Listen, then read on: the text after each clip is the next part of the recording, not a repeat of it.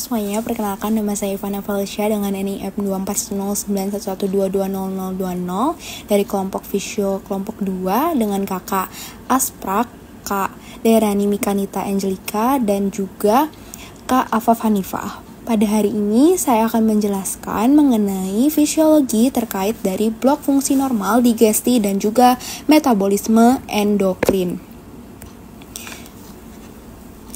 Jadi, apa saja yang kita akan bahas pada hari ini? Yang pertama yaitu proses pencernaan. Proses pencernaan yang saya akan bahas ini dimulai dari saluran pencernaan di bagian atas yang dimulai pada kavitas oris atau mulut, dilanjut sampai ke esofagus, dan nanti akhirnya sampai ke traktus digestivus yang inferior, yaitu di usus besar, dan dilanjutkan ke rektum dan juga dikeluarkan di anus.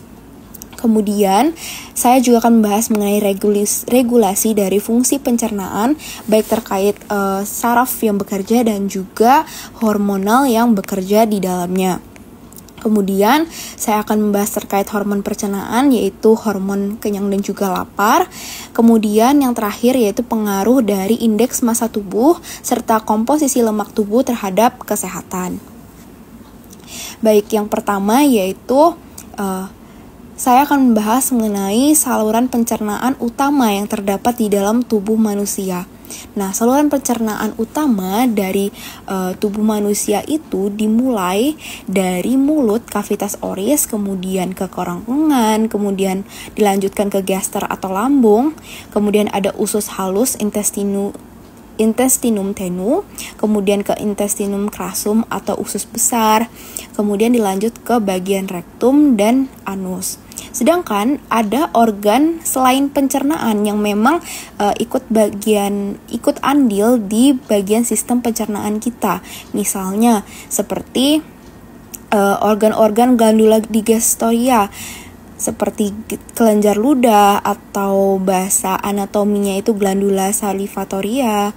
Kemudian ada organ hepar, ada organ pankreas, kemudian ada vesika biliaris atau vesika velia atau biasa dikenal dengan kantung empedu.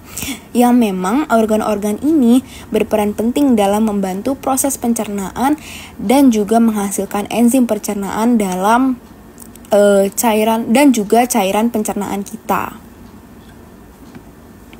Nah, jadi tahapan proses pencernaan itu dimulai dari organ mulut. Nah, proses pencernaan ini dimulai ketika makanan itu masuk dan di mulut ini makanan itu mengalami pencernaan mekanik dan juga kimiawi. Nah, pencernaan secara mekaniknya itu terjadi melalui proses mengunyah atau mastikasi, di mana gigi itu memecah makanan menjadi potongan-potongan yang lebih kecil agar nantinya makanan ini mudah ditelan. Proses ini juga meningkatkan luas permukaan makanan sehingga enzim pencernaan dapat bekerja lebih efektif. Nah, enzim-enzim inilah yang mengakibatkan nantinya terjadi pencernaan secara kimiawi. Nah, air liur yang diproduksi oleh kelenjar ludah atau glandula salivatori kita mengandung enzim, yaitu enzim amilase saliva yang mulai memecah karbohidrat kompleks yang masuk melalui makanan seperti pati menjadi sebuah maltosa atau gula yang lebih sederhana. Selain itu, air liur itu juga mengandung mukus yang melumasi makanan agar mudah ditelan, dan antibodi yang juga dapat membantu melindungi mulut dari infeksi. Sebenarnya selain mukus yang sebagai untuk membunuh patogen itu juga ada senyawa lisozim di air liur kita. Nah, sebenarnya untuk mastikasi ini juga prosesnya itu dibantu oleh beberapa otot mastikasi. Contohnya kayak musculus temporalis, musculus masseter, kemudian musculus pterygoideus yang medialis dan juga lateralis. Nah, proses mastikasi ini sendiri ya digerakkan oleh otot-otot mastikasi yang saya sebutkan tadi. Nah, dibantu juga oleh gigi yang berfungsi untuk menghancurkan dari makanan tersebut. Di sini juga berperan otot lingua atau lidah kita yang berfungsi untuk menggerakkan makanan saat di cavitas oris. Nah, dari lingua ini sendiri sebenarnya terdapat dua jenis otot intrinsik dan ekstrinsik. Kedua otot inilah yang nantinya akan membantu proses dari pencernaan makanan kita pada saat di mulut. Nah, untuk saraf yang bekerja itu ada saraf nervus trigeminus. Nah, makanan yang sudah ditelan itu, yang sudah dikunyah, itu nanti berupa bolus, yang nanti akan masuk ke bagian traktus digestivus yang selanjutnya, yaitu di bagian esofagus. Nah, atau biasanya kita sebut sebagai kerongkongan. Setelah makanan kita ini dikunyah dan dibentuk menjadi bolus, makanan ini akan masuk ke bagian kerongkongan atau esofagus kita. Nah, kerongkongan ini merupakan saluran yang menghubungkan mulut dengan lambung. Gerakan di kerongkongan ini juga terjadi yang namanya gerakan peristaltik. Nah, tetapi di kerongkongan ini juga diingat tidak ada pencernaan secara kimiawi. Dia hanya menyalurkan makanan dari cavitas oris sampai ke bagian dari lambung kita, bagian gester. Jadi anggapannya kerongkongan ini hanya sebagai saluran penghubung. Gerakan peristaltik ini yaitu disebabkan oleh kontraksi dari dua otot pencernaan. Ada otot melingkar atau otot sirkular dan juga otot longitudinal yang mendorong bolus makanan tadi ke lambung supaya makanan itu dapat dicerna di bagian saluran pencernaan yang selanjutnya. Nah, di ujung kerongkongan ini terdapat sphincter esofagus bawah atau lower esophagus sphincter yang berfungsi untuk mencegah reflux atau kembalinya makanan dan asam lambung yang bersifat asam itu ke daerah esofagus. Nah, untuk prosesnya ini sebenarnya kalau esofagus itu prosesnya itu disebut dengan proses deglutisi atau proses menelan. Nah, sebenarnya di proses deglutisi ini sendiri itu ada 3 fase. Yang pertama itu ada fase oral. Nah, fase oral ini terjadinya ya di bagian cavitas oris kita, di mana makanan yang masuk di dalam mulut kita itu dibawa ke bagian belakang, dibawa ke bagian orofaring, dan kemudian memasuki fase faring, di mana makanan itu sudah berada di bagian faring kita, dan di sini akan terjadi katup epiklotis kita menutup dan juga palatomolenya juga menutup supaya makanan itu nggak kembali ke bagian mulut. Kemudian fase esofagus, di mana makanan tuh sudah masuk ke bagian esofagus. Makanan sudah ditelan ke bagian esofagus. Dan di bagian esofagus ini terjadilah nanti gerakan peristaltik. Dimulailah gerakan propulsi makanan. Untuk nextnya yaitu terjadi pencernaan di bagian lambung atau di bagian gester. Nah, lambung ini sendiri adalah organ yang berbentuk seperti kantong yang memiliki fungsi sebagai tempat penyimpanan sementara dari makanan dan juga tempat pencernaan dari kimiawi kita. Nah, di lambung, makanan ini akan bercampur dengan asam lambung karena di lambung ini sendiri terjadi nanti sekresi asam lambung yang melalui beberapa fase juga, ada 3 fase. Yang pertama itu ada yang namanya fase sefalik. Fase sefalik ini diatur oleh persarafan utama di bagian otak kita, di korteks cerebri, tepatnya di bagian hipotalamus, di selula arcuata kalau nggak salah. Itu pokoknya distimulasi oleh saraf indera kita. Misalnya kalau kita melihat makanan atau mencium aroma makanan yang memang memicu kita untuk lapar gitu. Jadi terjadilah sekresi dari asam lambung ini sendiri. Kemudian ada juga nanti fase yang terjadi di lambung dan juga ada fase yang memang terjadi di bagian usus kita. Nah, lanjut untuk HCl ini memiliki pH yang sangat rendah karena dia bersifat asam dan berkisar sekitar 1,5 sampai 3,5. Keasaman inilah yang nantinya berfungsi untuk membunuh mikroorganisme berbahaya yang nantinya masuk bersama makanan dan mengaktifkan enzim pepsinogen menjadi pepsin. Nah, pepsin ini adalah enzim proteolitik yang memecah protein menjadi peptida-peptida kecil. Selain itu, juga lambung mengeluarkan lendir pelindung atau mukus sama tadi kayak mulut yang melapisi dinding lambung untuk mencegah kerusakan akibat dari asam lambung ini sendiri, akibat dari HCl. Lambung juga melakukan gerakan peristaltik sama kayak esofagus untuk mengaduk makanan sehingga berubah menjadi kimus yang merupakan campuran dari semi cair yang siap untuk masuk dan diabsorpsi di usus halus. Kemudian kita akan lanjut ke bagian pencernaan dan juga penyerapan yang terjadi di bagian usus halus. Nah, sebenarnya usus halus ini merupakan tempat absorpsi sempurna dari saluran pencernaan kita terhadap pencernaan kimiawi dan juga penyerapan nutrisinya. Nah, usus halus ini kan terdiri dari 3 bagian. Ada bagian duodenum, jejunum, dan juga ileum. Dan masing-masing ini mempunyai tugasnya masing-masing.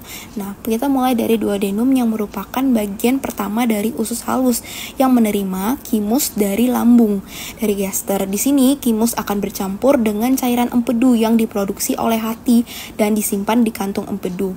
Empedu ini sendiri berfungsi untuk mengemulsi lemak karena dia akan mensekresikan nanti garam-garam empedu yang berfungsi memang untuk memecah lemak menjadi partikel-partikel kecil agar enzim lipase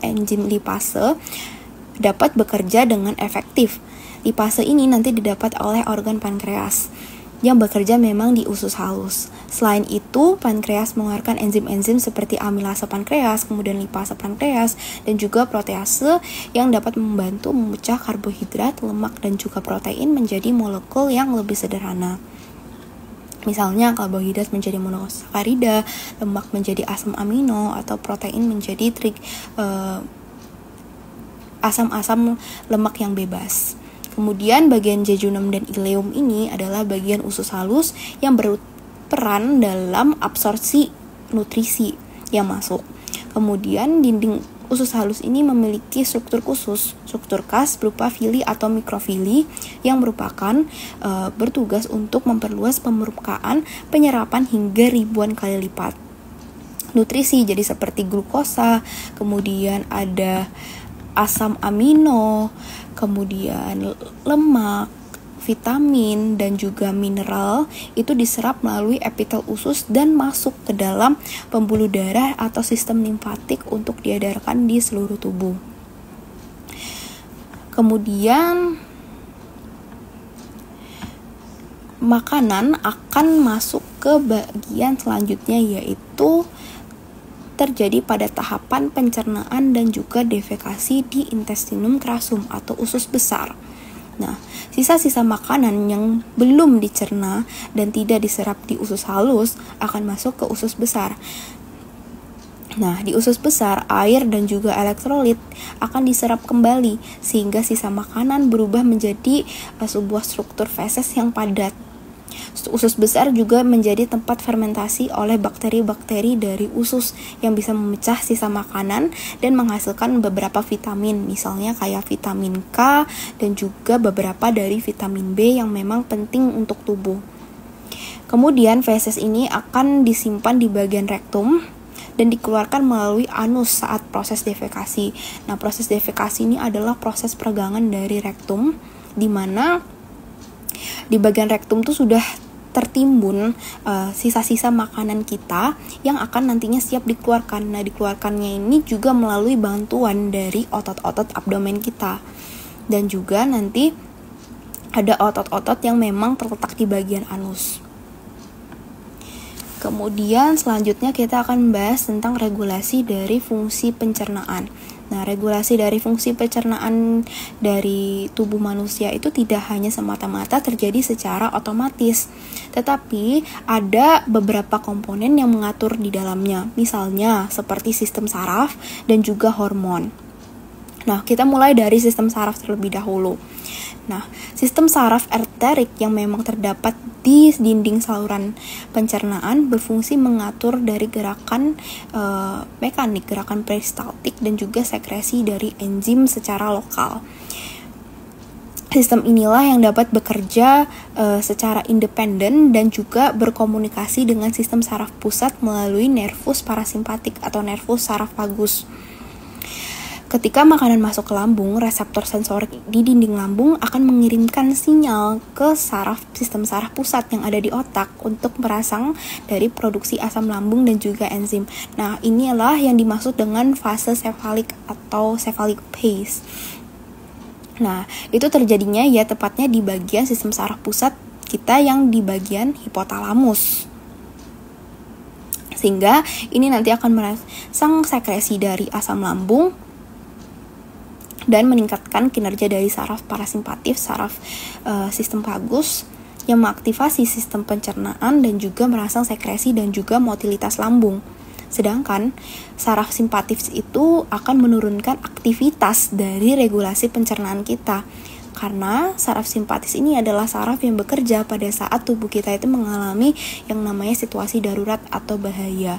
Sehingga nanti sistem pencernaan kita itu akan menurunkan aktivitasnya. Jadi anggapannya berkebalikan dengan kerja dari sistem parasimpatik. Kemudian kalau regulasi hormonalnya sebenarnya itu diatur oleh beberapa hormon, beberapa sekresi hormon dan juga enzim. Misalnya hormon-hormon yang bekerja itu seperti gastrin, kemudian ada juga sekretin, kemudian ada CCK, kemudian ada grelin yang memang untuk mengatur rasa lapar dengan memberikan sinyal ke otak. Kemudian ada hormon-hormon lain misalnya seperti peptide YY dan juga leptin yang mengatur rasa kenyang dan juga keseimbangan dari energi tubuh kita. Nah, di sini kita akan membahas mengenai hormon-hormon pencernaan yang memang sangat penting dalam mengkoordinasi berbagai aspek dari pencernaan dan juga metabolisme dari tubuh kita. Yang pertama itu adalah hormon gastrin. Gastrin ini diproduksi oleh sel G di antrum lambung, di antrum pilolicum, dan berfungsi berangsang sekresi dari asam lambung dan juga pepsinogen. Kemudian gastrin nantinya juga akan meningkatkan motilitas lambung dan membantu pertumbuhan mukosa dari lambung. Sekretin, kalau sekretin ini adalah hormon yang diproduksi oleh sel S di duodenum sebagai respon terhadap asam lambung yang masuk ke usus halus. Kemudian sekretin juga akan merangsang pankreas untuk mengeluarkan cairan bikarbonat untuk menetralkan dari asam lambung itu tersendiri, sehingga pH usus halus itu menjadi lebih basa.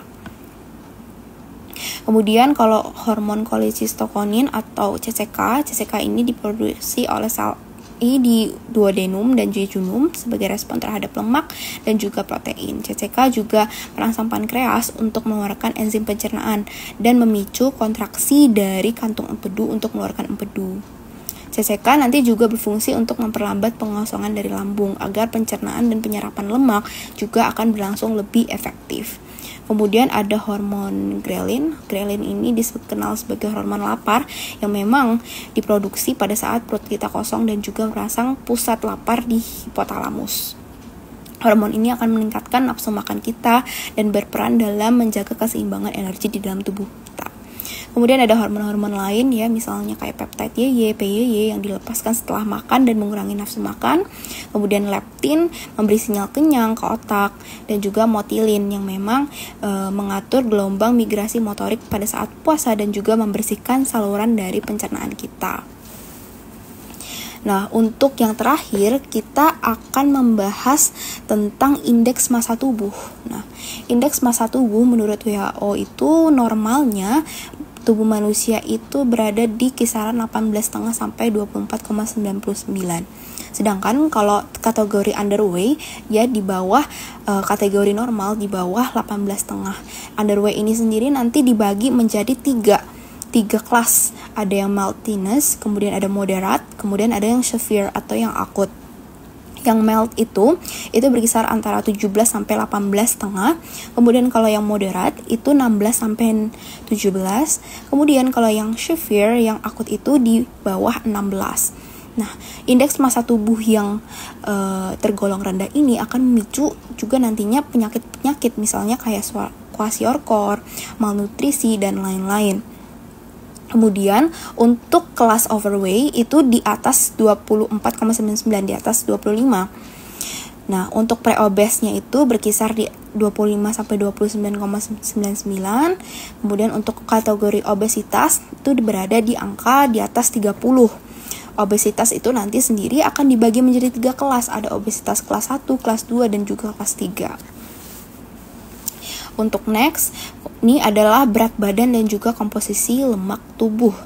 Nah, untuk berat badan, untuk menghitung berat badan ideal, itu berbeda dengan antara pria dan juga wanita. Nah, untuk rumusnya yaitu tinggi badan dikurang 100 cm, dikurang tinggi badan dikurang 100 cm, dikali dari 10%-nya. Sedangkan kalau wanita itu dikali 15%-nya.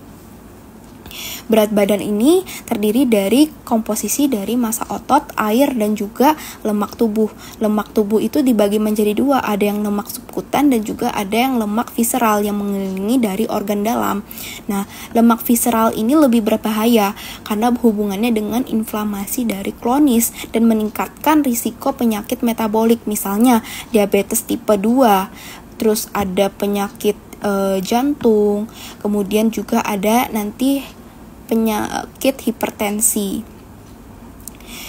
Kemudian ada rasio lingkar pinggang atau dibagi panggul atau waist to hip ratio. Untuk normalnya pada pria itu rasionya di atas 0,9. Di atas 0,9, dan pada wanita di atas 0,85 itu dianggap berbahaya bagi tubuh. Nah, bisa dilihat pada gambar aja, itu adalah perbedaan antara pria dan wanita. Dan juga ada kategori kesehatan di sampingnya. Jadi 0,85 itu adalah batas maksimum dari wanita, sedangkan kalau batas maksimum dari pria itu adalah di angka 1. Itu udah termasuk kategori yang high health risk, beresiko tinggi.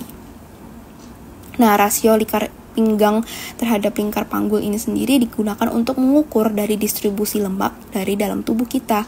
Rasio tinggi ini menunjukkan penumpukan lemak di daerah perut di bagian lemak visceral tadi yang berisiko tinggi terhadap penyakit, misalnya penyakit kardiovaskular, yaitu penyakit jantung dan juga gangguan metabolik dari tubuh kita. Jadi secara keseluruhan, kelebihan berat badan juga distribusi lemak yang tidak sehat meningkatkan beban kerja dari paru jantung dan juga paru-paru yang dapat memperburuk fungsi dari kardiorespirasi kita dan meningkatkan berbagai risiko penyakit kronis. Misalnya kayak stroke, diabetes tipe 2, kemudian ada hipertensi dan beberapa jenis kanker. Nah, penelitian juga menunjukkan bahwa sebesar 5-10% dari penurunan berat badan itu juga berbahaya. Bukan hanya peningkatan berat badan, tetapi penurunan berat badan itu juga berbahaya, yang dapat mengakibatkan terjadinya beberapa penyakit, misalnya kayak malnutrisi, kwashiorkor, dan juga kanker tuh bisa terjadi gitu. Sehingga orang-orang yang diharapkan yang tergolong dari berat tubuh atau AMT yang tidak sehat itu tuh bisa mengatur konsumsi makanan atau diet yang lebih baik lagi gitu. Misalnya kayak kelebihan berat badan, ya menurut penelitian juga sekitar 5-10% itu dapat memperbaiki profil metabolik itu dengan cara yang menurunkan berat badan, misalnya dengan diet yang memang diatur secara sehat.